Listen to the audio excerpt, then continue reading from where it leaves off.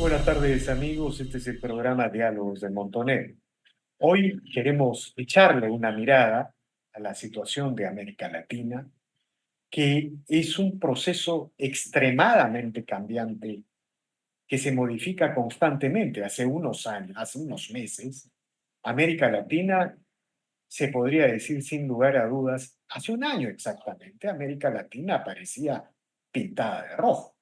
Mayoría de gobiernos de izquierda, de Perú, Chile, Colombia, más allá de las dictaduras de Venezuela y Cuba consolidadas, Nicaragua consolidándose como un proyecto dictatorial, pero todo eso ha cambiado porque básicamente los gobiernos de izquierda, cuando llegan al poder, demuestran una ineficiencia, una incapacidad total. Las cosas han cambiado en Perú, las cosas han cambiado en Chile, las cosas están cambiando en Colombia. Es decir, hay una especie de retroceso generalmente,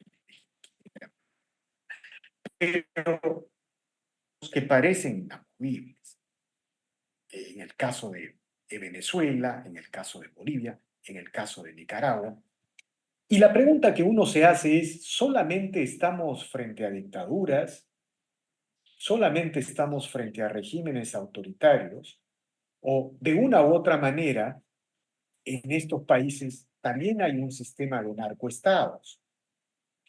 Digamos, los críticos de la izquierda en América Latina suelen hablar de narcoestados.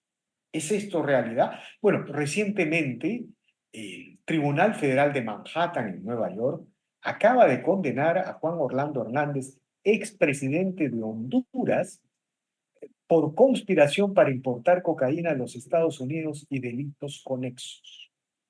Es una interesante, poderosa notificación del sistema estadounidense a los narcoestados, a los dictadores de la región. ¿Qué significa todo esto?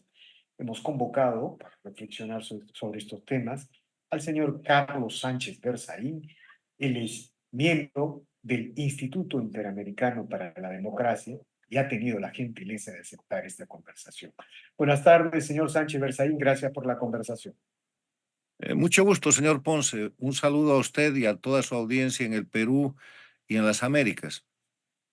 Bueno, primero, antes de preguntarle por los narcoestados, me gustaría que si nos presente una visión sobre cómo ve la situación de las izquierdas en la región, ¿no? Sobre todo con un Milei que parece estar a la ofensiva y una izquierda que se repliega en muchos lugares, como Perú y Chile. ¿Cuál es su impresión, señor Sánchez Bersay? Hablar en el siglo XXI de izquierdas y derechas es hablar simplemente de una nomenclatura.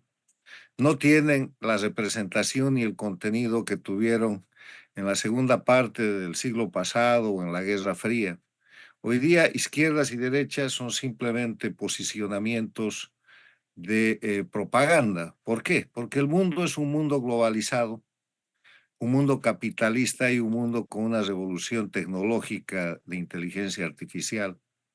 Entonces, no le digo que las ideologías han muerto, pero sí le digo que el encasillamiento de derecha e izquierda ha sido reemplazado, porque el eje de confrontación en el siglo XXI es el de la gente que quiere administrar países en ese mundo globalizado, capitalista y en revolución tecnológica, concentrando el poder, violando los derechos humanos, reteniendo los derechos de los individuos concentrados en un pequeño grupo que se apodera del Estado, y esos son los gobiernos dictatoriales, esos son los gobiernos tiránicos. Y en el otro lado, la administración de países respetando la libertad, la libre iniciativa, la propiedad privada, respetando al individuo, respetando los derechos humanos, rindiendo cuentas por el gobierno, alternando el poder,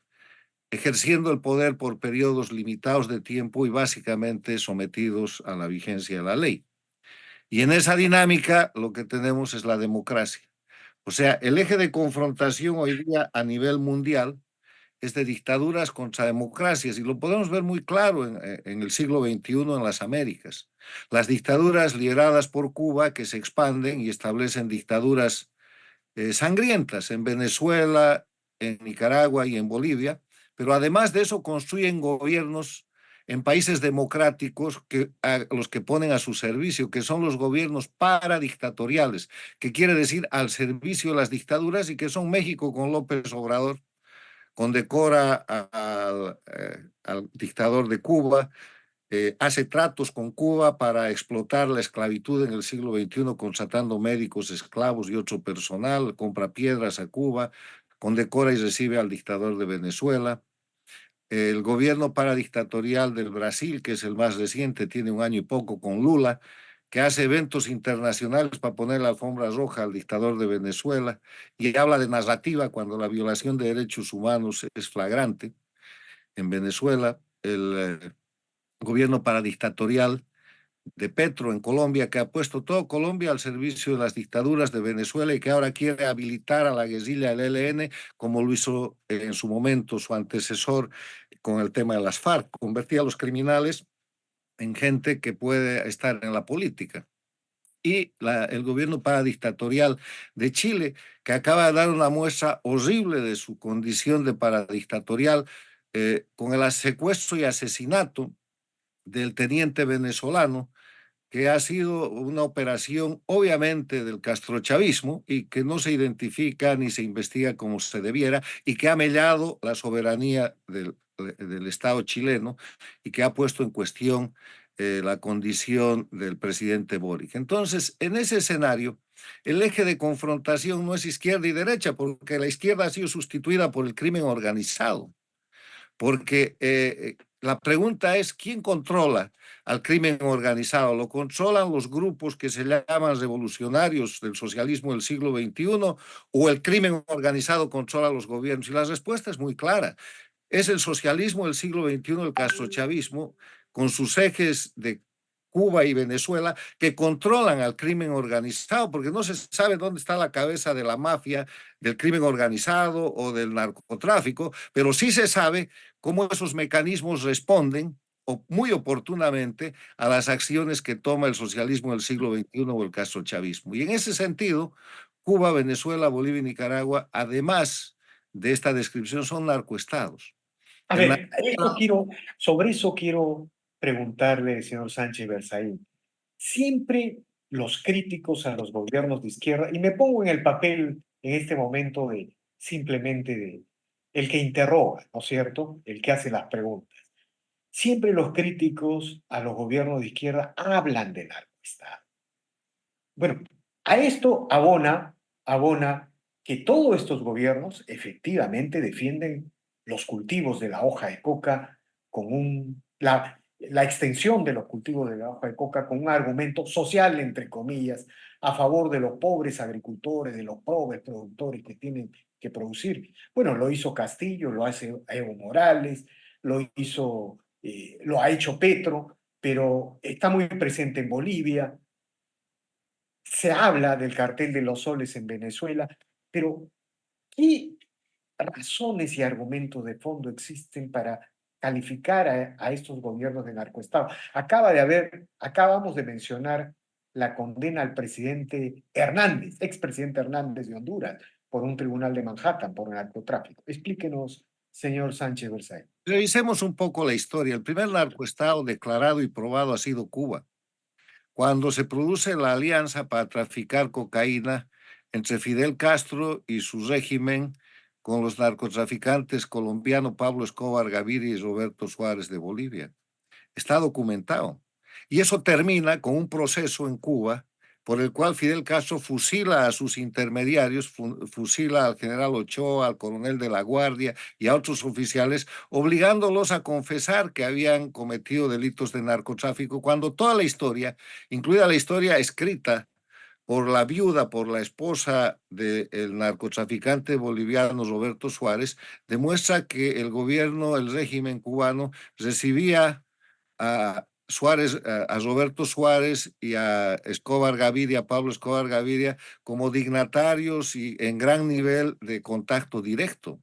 Hay un libro que se llama El Rey de la Cocaína, que se los recomiendo, que dedica 2 capítulos a aquello, pero más que eso, ese narcoestado está probado por el propio proceso de fusilamiento que termina con ese acto sangriento contra el general Ochoa y el coronel de la Guardia y otros oficiales, y ese narcoestado nunca se ha desmontado porque desde Cuba se han organizado y sostenido las FARC. Se han organizado y sostenido los Ejércitos de Liberación Nacional. Se ha organizado y sostenido el M-19. Se ha organizado y sostenido en el Perú Sendero Luminoso y el MRTA. Se ha organizado y sostenido en toda la región la guerrilla, y gran parte de esa guerrilla es narcotraficante. Las FARC, narcos. El ELN, narco. El Sendero Luminoso y el MRTA vinculados al narcotráfico. Entonces, aunque hagan reivindicaciones de izquierda o reivindicaciones de revolución popular, son narcotraficantes porque con el narcotráfico financian ese proceso de subversión y terrorismo.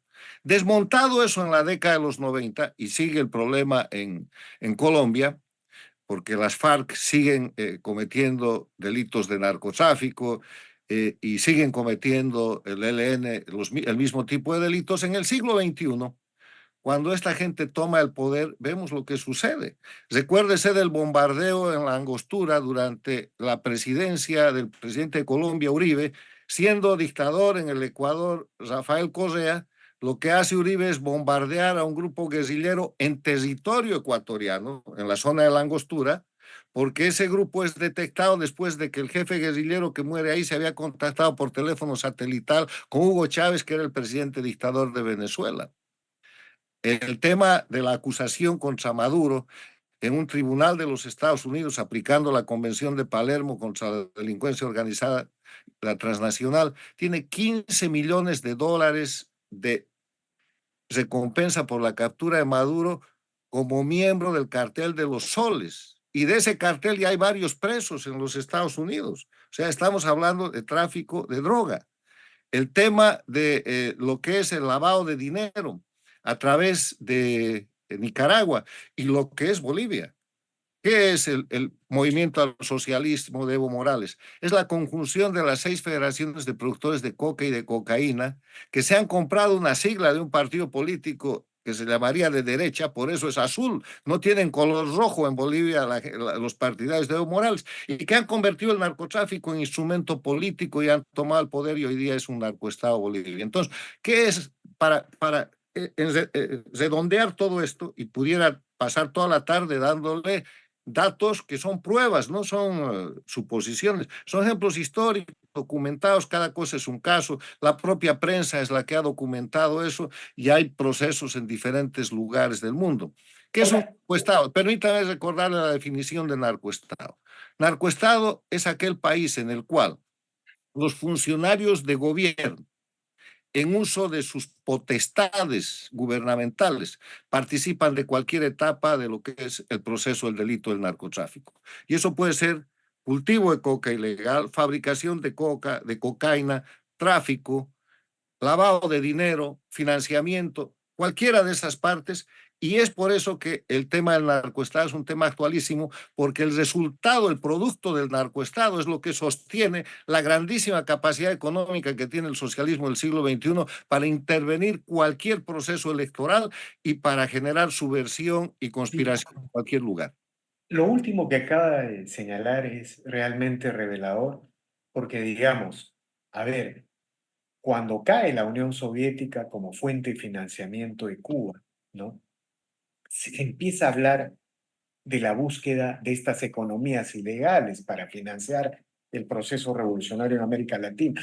Pero luego hay un interregno cuando Venezuela aparece como la fuente de los recursos y del financiamiento.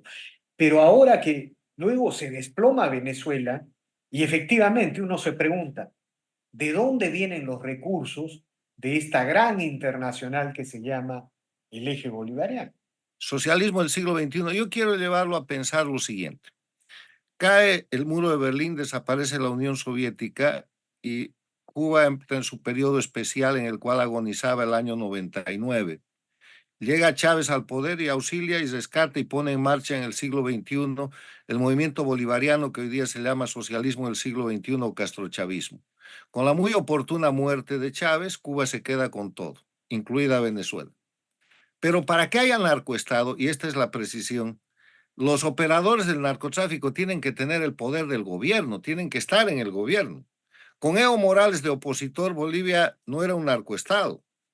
Eh, con, eh, eh, eh, con Pablo Escobar operando y Roberto Suárez operando, ni Colombia ni Bolivia eran narcoestados, era narcoestado Cuba porque el gobierno cubano, Fidel Castro y su equipo, daban la opción de que utilizando sus potestades de gobernantes, el poder que da el gobierno, participaban y siguen participando en el tráfico o en cualquier etapa de lo que es el narcotráfico. Entonces, este es un elemento esencial. Para hablar de narcoestado, es un gobierno comprometido en cualquiera de las etapas del narcotráfico. Y además de haber gobiernos como las dictaduras de Cuba, de Venezuela, de Bolivia y Nicaragua, que son narcoestados, hay gobiernos locales, hay gobiernos estatales o provinciales en países federales. En México se señala a muchos de los estados mexicanos como verdaderos narcoestados y en la Argentina también. En la Argentina, por ejemplo, se señala a Formosa, se señala a Santiago del Estero y hay un problema muy grave ahora mismo en una de las provincias donde ha habido una explosión del narcotráfico. Pero para que haya narcoestado de nuevo, las autoridades que tienen el mando de ese país o de ese estado tienen que estar comprometidas en el narcotráfico. Y es por eso que el expresidente de Honduras, Hernández, acaba de ser condenado por el tribunal, por el jurado, y en el mes de junio o julio el juez le va a dar la sentencia. ¿Por qué? Porque usando sus potestades legales de presidente, y antes de eso, en función de diputado y de otras funciones, se ha probado que él ha cometido y ha participado directamente en el delito del narcotráfico, cosa de la que, si mañana ponemos un tribunal a Evo Morales, hay prueba de cuartos enteros para demostrar aquello. Ya está en un tribunal Nicolás Maduro, y no tenga duda que los dictadores de Cuba y Venezuela tienen en su contra una cantidad extraordinaria de pruebas. Le han agarrado, entre otras cosas, varios barcos salidos de la isla de Cuba, destinados a Europa, han parado en Panamá, estaban manifestados uno como carbón y el otro como azúcar, y uno tenía 4 toneladas de cocaína y el otro tenía cerca de 10 toneladas de cocaína. ¿Desde cuándo Cuba produce cocaína? Lo que quiere decir que las dictaduras de Bolivia y por otros mecanismos a través de Venezuela y Nicaragua están almacenando cocaína en Cuba, que está despachando esa cocaína a Europa. Ahora, ¿qué significa? Quiero que siga usted desarrollando la sentencia de este expresidente de Honduras por narcotráfico.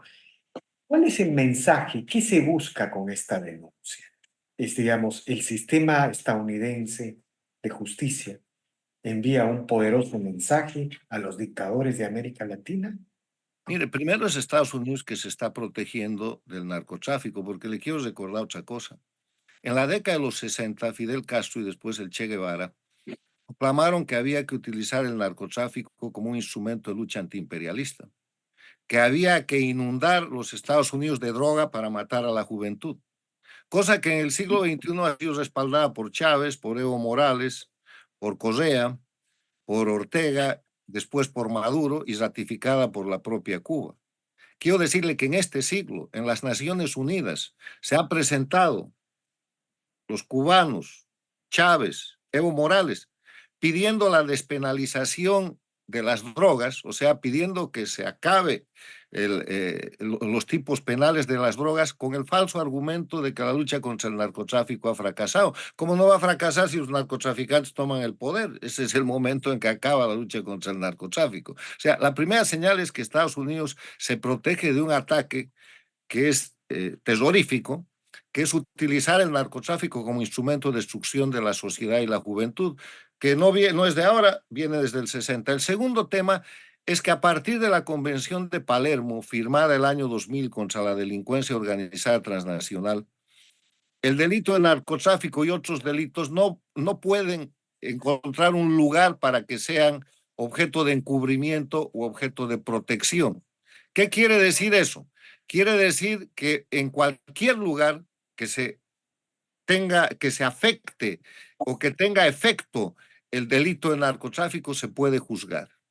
Y este no es el primer caso en el cual un ex presidente, un ex jefe de Estado narcotraficante es juzgado en Estados Unidos. El anterior fue Noriega, el dictador de Panamá, que después de la operación militar de Estados Unidos en Panamá, y fue necesaria una operación militar, fue llevado y procesado antes de la Convención de Palermo por tribunales de la Florida y condenado a 40 años de cárcel.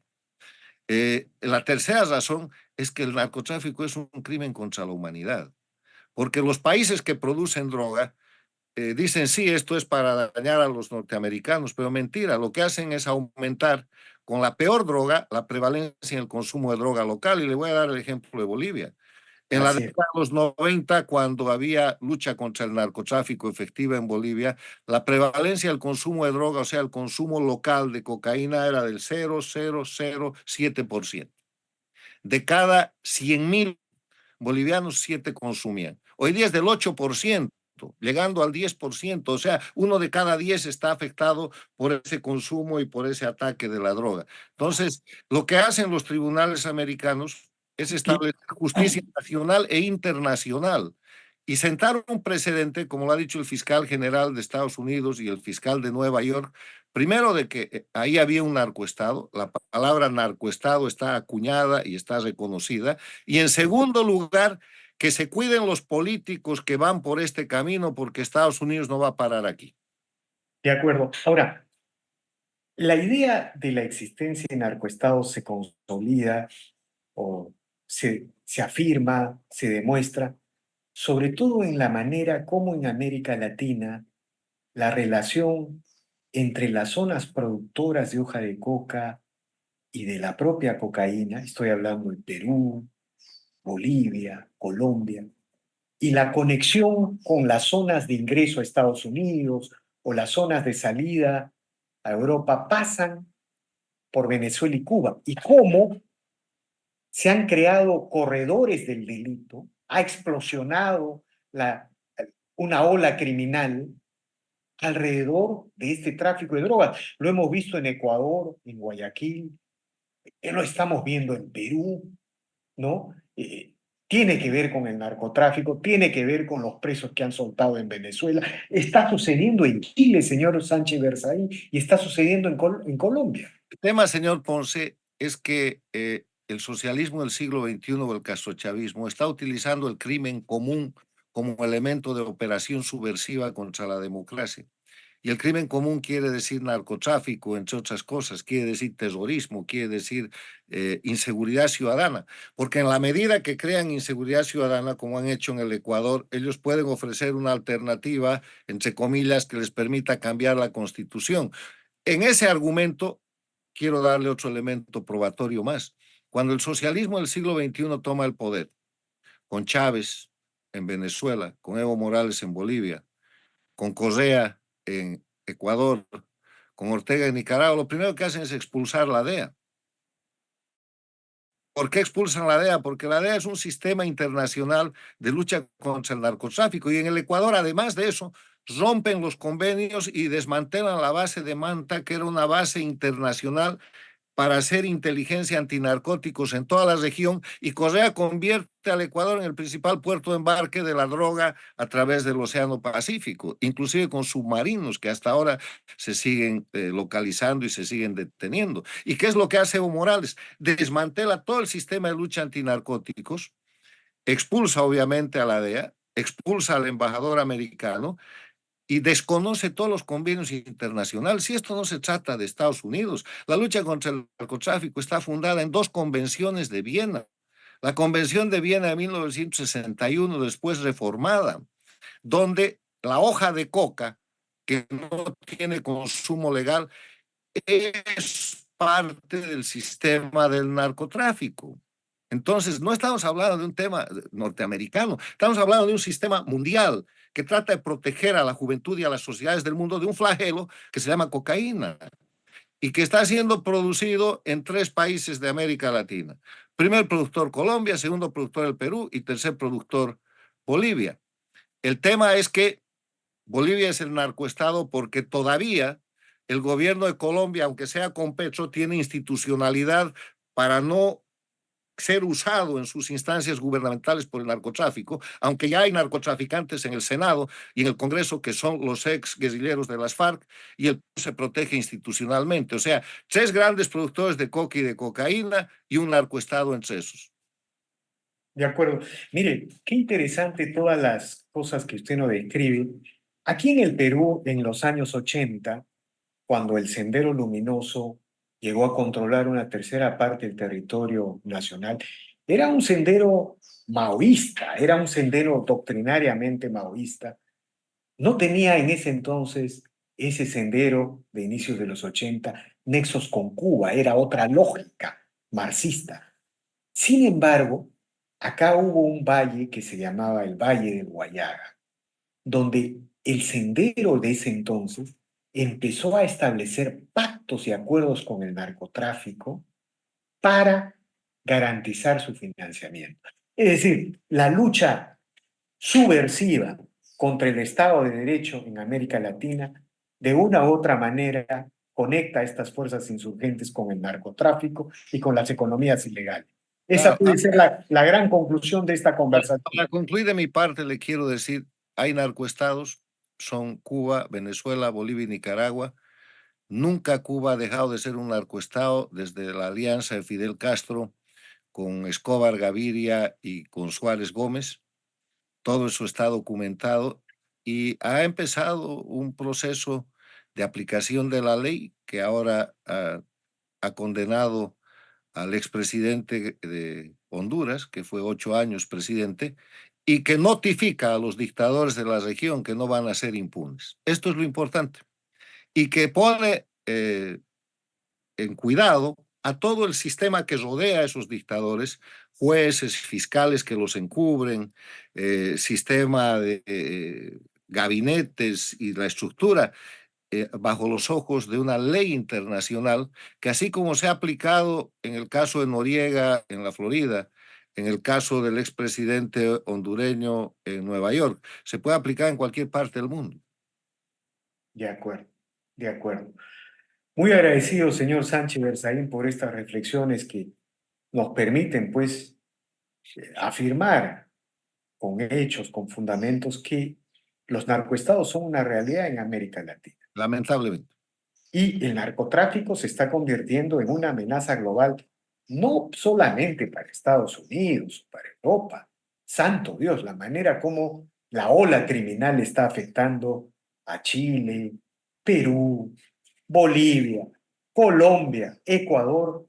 Estamos ante un fenómeno global, es incuestionable. Le agradezco infinitamente, señor Sánchez Berzaín. Muchas gracias, muy amable, señor Ponce, muy gentil. Muy agradecido. Bien, amigos, esta ha sido una nueva edición de Diálogos del Montonero. Regresamos en la siguiente edición. Gracias.